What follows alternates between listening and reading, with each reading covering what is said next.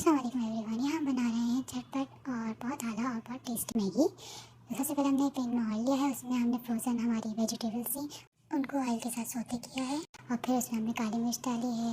अब हम इसमें नमक डालेंगे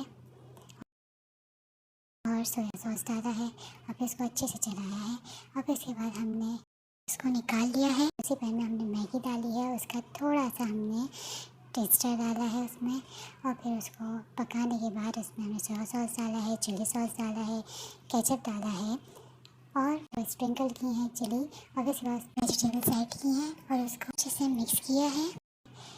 बहुत मज़ेदार, बहुत टेस्टी सी ये मैगी तैयार है। लेकिन उसके बाद मैंने थोड़ा सा और केचप ऐड किया था, आप चाहें तो आप कर सकते हैं। बहुत ही मज़ेदार और बहुत ही झटपट सी मैगी बनी थी।